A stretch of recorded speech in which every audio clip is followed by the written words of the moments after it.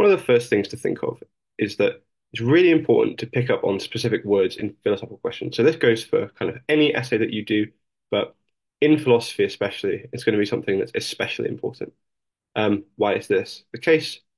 This is because keywords, especially in philosophy, can be ambiguous. So ambiguous here meaning that they can admit of multiple meanings. So an example here could be this classic philosophical question: is belief in free will compatible with belief in modern physics? So this is a philosophical question that everybody is going to get posed if they do an undergraduate degree in philosophy.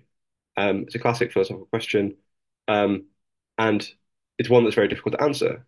But um, the important thing to realize for our purposes today is that the response to this question will hinge on how we understand some key terms, specifically in this case, free will itself.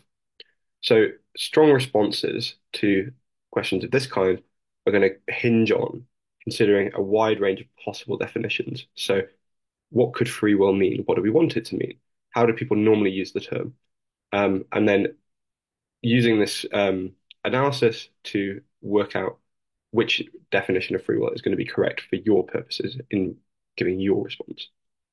So now that we've thought about how to analyze philosophical questions in general, it's worth turning to our question. So again, this question, do girls have a moral right to compete in sporting contests that exclude boys?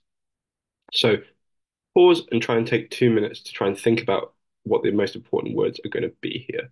And the tip that I'll give you is try and be as broad as possible. So the reason why I say that is because lots of times there are words which have intuitive meanings in everyday life, but might warrant further definition when it comes to a philosophical essay. So pause for a moment and try and take 2 minutes. Okay, so I'm going to assume that you've now paused and had a think. So after having done that, I'm going to give you some of my thoughts. So first of all, one of the things that I think is worth defining here is going to be girls and boys. So we see, do girls have a moral right to compete in contests that exclude boys? So one of the things that is interesting here is that the question, the people setting the question have chosen to put it in terms of girls and boys rather than males or females or men and women.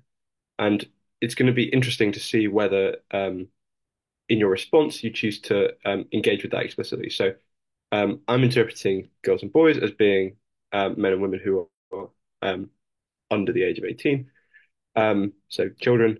And I think this is going to be important for how we answer this question because the circumstances will be different for those who are under 18 compared to adults. So just to give a um,